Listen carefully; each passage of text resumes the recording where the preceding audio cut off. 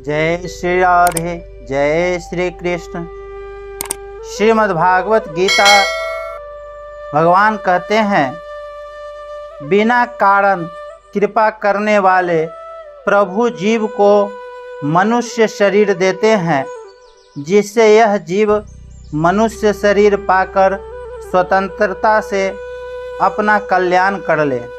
जैसे भगवान ने अर्जुन से कहा, मये वेतेह निरह मये वेतेह निहताः पूर्वमेव निमित्तः मात्रं भवः सभ्यः साचिनः।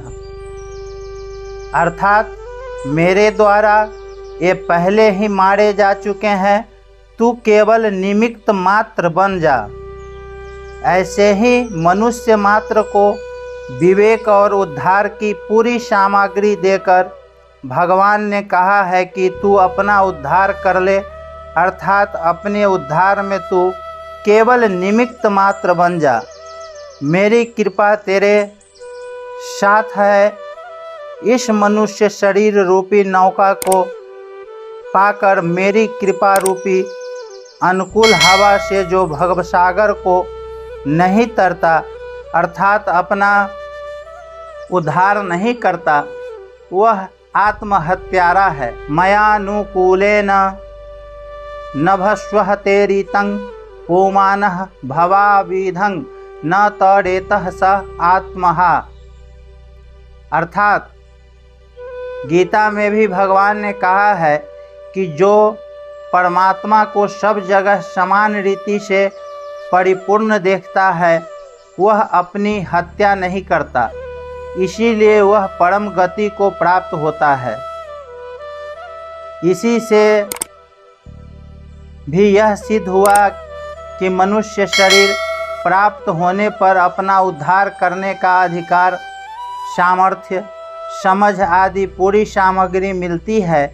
ऐसा अमूल्य अवसर पाकर भी जो अपना उद्धार नहीं करता, वह अपनी हत्या करता है और इससे वह जन्म मरण में जाता है।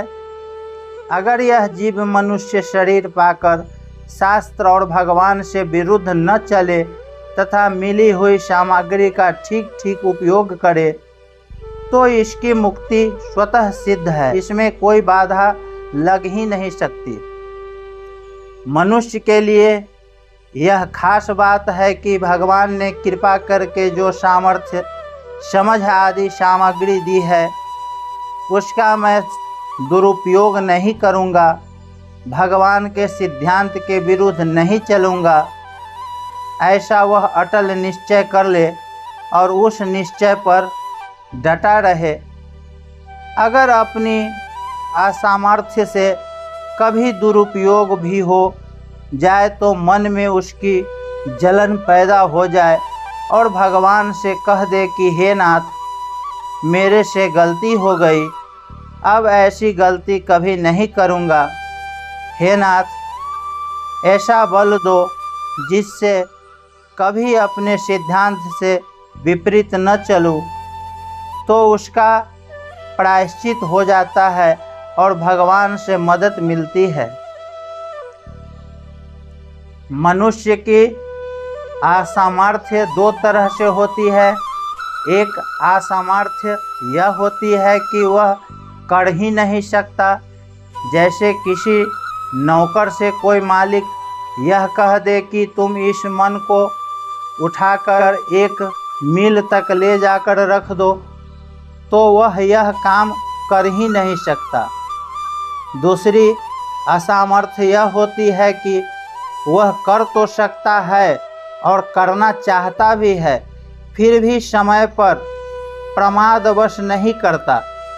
यह असामर्थ्य साधक में आती रहती है। इसको दूर करने के लिए साधक भगवान से कहे कि हे नाथ, मैं ऐसा प्रमाद फिर कभी न करूं, ऐसे मेरे को शक्ति दो।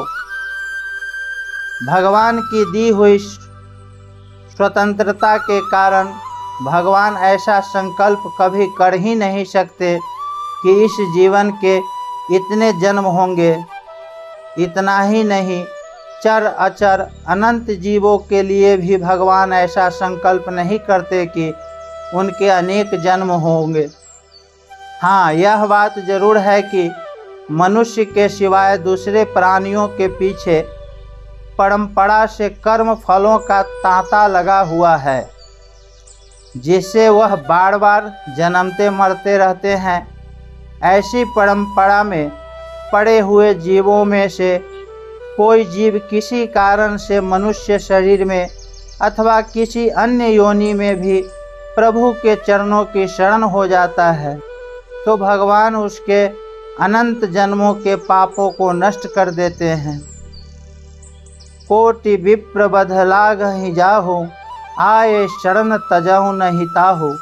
सन्मुख होई जीव मोहि जबहि, जन्म कोटि अधनाश ही तबहि। यहाँ शंका हो सकती है कि जब भगवान सब जीवों को जानते ही हैं तो फिर जिसको बद्ध जानते हैं वह बद्ध ही रहेगा और जिसको मुक्त जानते हैं वह मुक्त होगा, क्योंकि भगवान का ज्ञान नित्य है।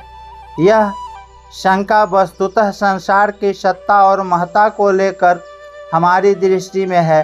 वास्तव में भगवान और महात्मा दोनों की ही दृष्टि में संसार नहीं है, प्रत्युत केवल भगवान ही है। वासुदेवः सर्वम्। हमने ही अहम के कारण संसार को सत्ता और महत्ता दे रखी है, इसलिए भगवान हमारी भाषा में भूत भविष्य वर्तमान की बात कहते हैं।